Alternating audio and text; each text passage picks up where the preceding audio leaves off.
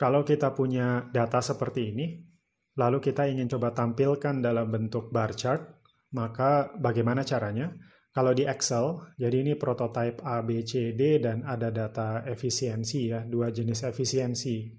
Efisiensi dan efisiensi underload.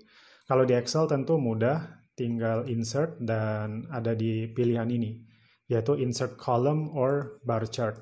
Maka tampilannya bakal seperti ini. Nah, tetapi di video ini kita akan coba membuat bar chart dengan menggunakan views. Bagaimana caranya? Yang pertama adalah data di Excel ini kita coba save as menjadi bentuk atau format CSV, delimited. Nah, kenapa seperti itu? Ingat karena views dia hanya bisa membaca format Excel CSV. Nah, ini silakan di save. Saya sudah punya filenya. Kalau sudah di save, maka kita akan ke views.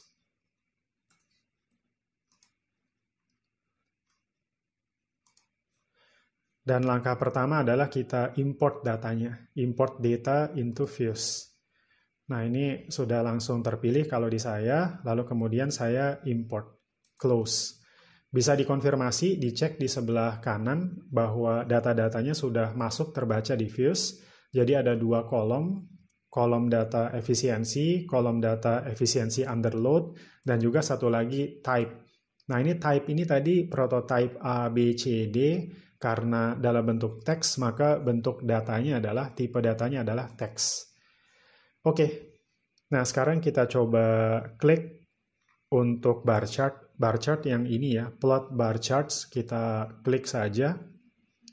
Nah, di lengths-nya ini adalah data yang ingin kita munculkan.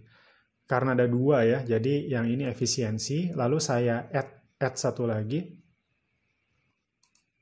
Lalu yang ini adalah efisiensi underload.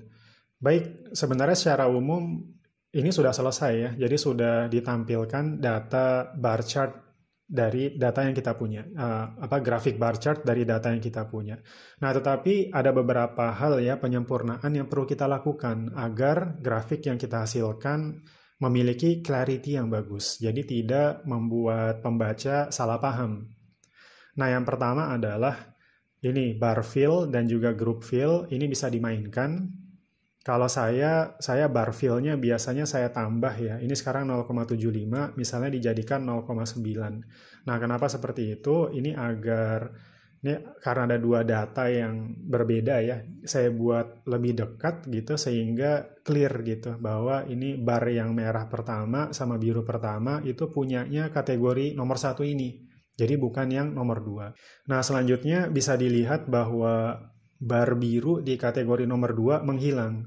Nah, kenapa seperti itu? Ini kelihatannya di range untuk sumbu Y-nya masih kurang tepat dari 0,7. Oleh karena itu, saya coba kurangi, ya saya klik ini ya, sumbu Y. Nah, ini sekarang minimalnya di auto saya buat jadi 0,6. Nah, jadi seperti ini.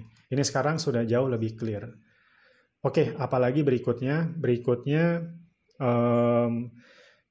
ini dia. Jadi, data untuk sumbu X-nya. Ini sekarang angka 1, 2, 3, 4, tetapi ingat bahwa di data kita tadi, prototype A, B, C, D. Jadi, bagaimana merubahnya? Kita ke bar sini, saya klik. Nah, lalu kemudian ini di paling bawah labels ya. Labels-nya adalah type. Cuma dia belum langsung muncul karena kita perlu setting sumbu X-nya. Ini sumbu X-nya saya klik. Sekarang modenya default-nya adalah numerik, angka ya. Nah, tetapi saya rubah ke labels. Nah, sehingga dia akan berubah seperti ini. Prototype A, B, C, D. Apalagi berikutnya, yang bisa bikin salah paham itu adalah tick mark ya. Tick mark di sumbu X. Ini sekarang tick mark-nya ada major tick mark sama minor tick mark semuanya muncul. Nah, tetapi ingat bahwa data sumbu X adalah data discrete. Prototype A, B, C, D sebenarnya tidak ada hubungannya. Jadi tidak ada data antaranya. Oleh karena itu, di sini di tick mark-nya, ini tick mark major sama minor ya. Major saya biarkan, biasanya minornya saya hide, saya hilangkan. Nah, sehingga betul-betul pembaca paham hanya ada 4 jenis kategori. tidak ada antaranya. Jadi 4 kategori A, B, C, D. Oke, lalu terakhir adalah legend. Kita perlu memberikan keterangan ya, merah apa, biru apa. Legend bisa kita peroleh dengan mengklik ini plot key. Cuma dia tidak akan langsung muncul ya. Kita perlu ke barnya dulu dan di key text-nya perlu kita isi. Key text kita isi dengan ini dia, efisiensi. Ada satu lagi, jadi saya add, lalu kemudian efisiensi under load. Oke, jadi sudah keluar, tinggal saya pindahkan saja, misalnya seperti ini. Apalagi berikutnya? Ya, mungkin tinggal ini ya, tinggal label untuk sumbu X dan sumbu Y, silakan bisa ditambahkan. Misalnya ini prototype. Lalu untuk yang Y, labelnya adalah efisiensi. Ya, seperti ini misalnya.